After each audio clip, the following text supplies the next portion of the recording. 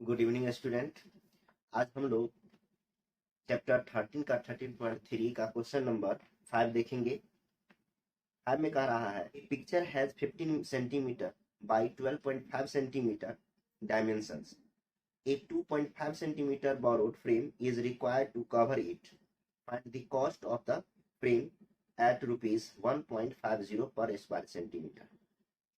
इस क्वेश्चन में कहा जा रहा है कि एक पिक्चर है जिसका डायमेंशन दिया हुआ है 15 सेंटीमीटर बाय 12.5 सेंटीमीटर, यानी कि लेंथ 15 सेंटीमीटर है और विड्थ 12.5 सेंटीमीटर, और इसमें 2.5 सेंटीमीटर विड्थ का एक फ्रेम लगा हुआ है। तो इस फ्रेम का कितना एरिया होगा ये हमें बताना है और साथ में इसका कॉस्ट कितना लगाने में ये बताना है। तो यहाँ पे 1 सेंटीमीटर का कॉस्ट दे दिया है ₹1.50।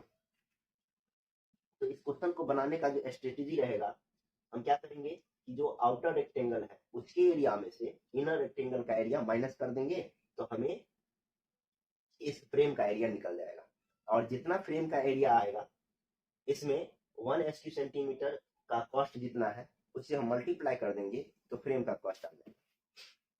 तो देखिए कैसे बनेगा। सबसे पहले फॉर आउटर रेक्टेंगल, इसमें देखिए इसका लेंथ कितना हो जाएगा। लेंथ इक्वल टू है 15 सेंटीमीटर और विड्थ कितना हो जाएगा 12.5 centimetre. Therefore area of rectangle equal to length into width SQ unit। तो यहाँ लेंथ कितना हो जाएगा 15 और विड्थ कितना हो जाएगा 12.5 सेंटीमीटर स्क्वायर। जब हम इसको मल्टीप्लाई करेंगे तो ये आ जाएगा 187.5 centimetre. Now for inner rectangle,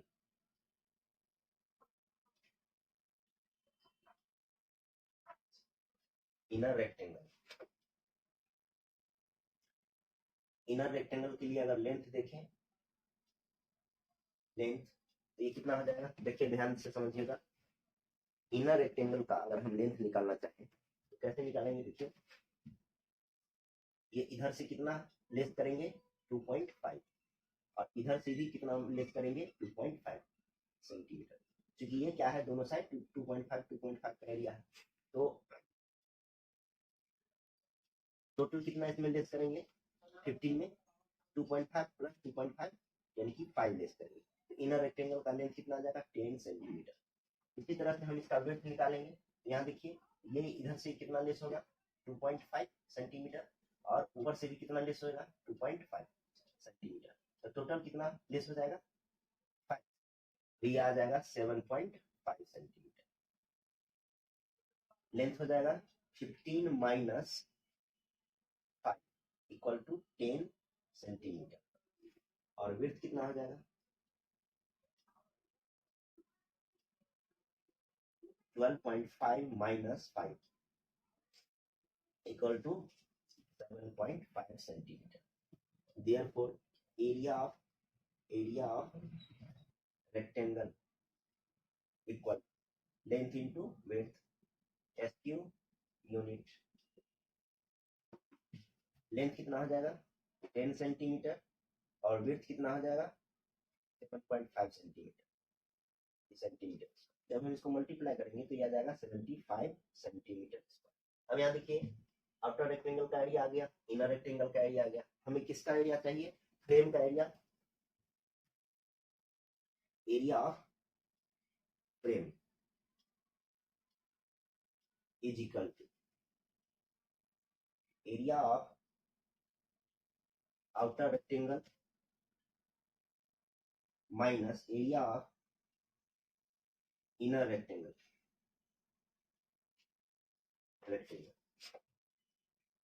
area of outer rectangle कितना है 187.5 minus area of inner rectangle कितना है 75 सेंटीमीटर स्क्वायर। जब हम इसको माइनस करेंगे तो आ जाएगा 112.5 सेंटीमीटर स्क्वायर। तो ये फ्रेम का एरिया आ गया। अब हमें फ्रेम का कॉस्ट निकालना है। तो कॉस्ट निकालने के लिए क्या करेंगे, यहाँ देखिए, hence cost of 1 centimetre square is equal to rupees 1.50। Therefore, cost of 112.5 centimeter square is equal to 112.5 into 1.50। जब हम इसको मल्टीप्लाई करेंगे तो ये आ जाएगा रुपीज 168.750 रुपीज। हम जीरो को छोड़ भी सकते हैं तो ये इतना आ जाएगा। अब इसका एक पार्ट और देखेंगे, question number 6। A lawn is 80 metre long and 30 metre wide. Throughout the centre of the lawn two paths, each 2 meter wide, intersect each other at right angles. Find the area of the remaining portion of the loin.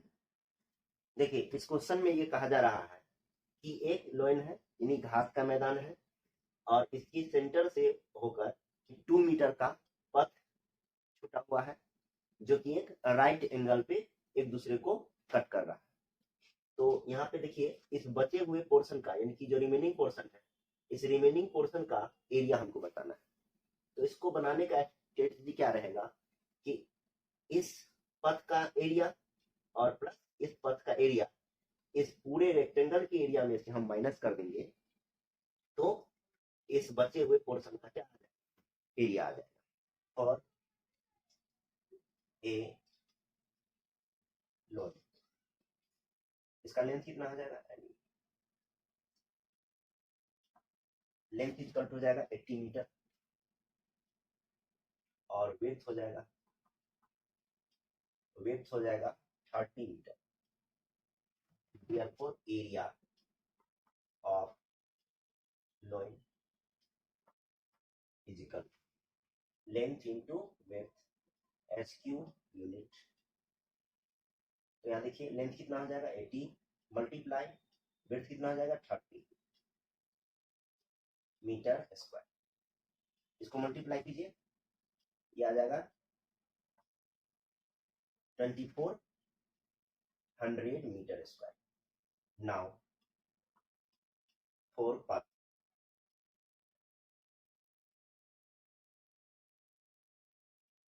Area of the path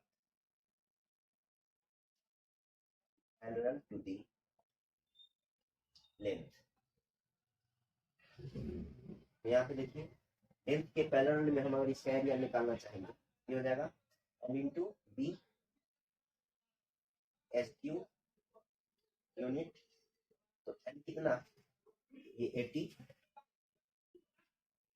multiply इस पथ का width कितना है 2,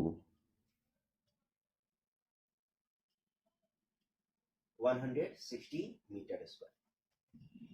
area of the path parallel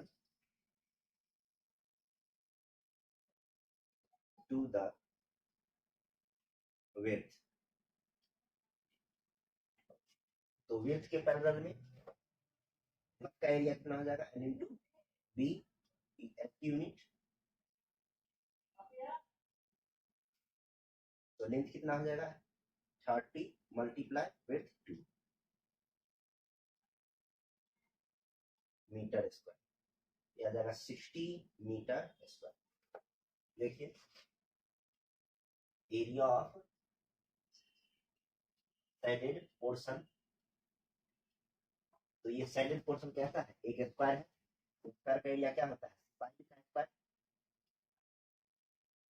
तो कितना हो जाएगा, ये 2 का स्क्वायर यानी कि 4 हो जाएगा metre square. Total area total area of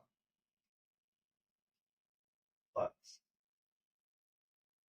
is equal, तो देखिए इसका कितना है 160 प्लस 60 माइनस 4, तो 160 और 60 को ऐड करेंगे तो 220 आएगा, उसमें से हम माइनस कर देंगे 4, ये आ जाएगा 260 meter square. Area of remaining portion is equal area of लोएल minus total area of birth, यानी कि एरिया ऑफ रिमेनिंग पोर्शन निकालने के लिए क्या करेंगे, एरिया ऑफ लोएल में से total area of birth minus कर देंगे तो हमें रिमेनिंग पोर्शन का एरिया देगा। एरिया ऑफ लोएल कितना आया था 2400 minus total area of birth कितना होगा 260 मीटर स्क्वायर। जब 2400 में से माइनस करेंगे 216 तो यह जाएगा 2184 मीटर स्क्वायर। तो ये रिमेनिंग पोर्शन का एरिया आ गया। Thank you for watching this video. अगर आपको वीडियो अच्छा लगता है तो चैनल को सब्सक्राइब करें।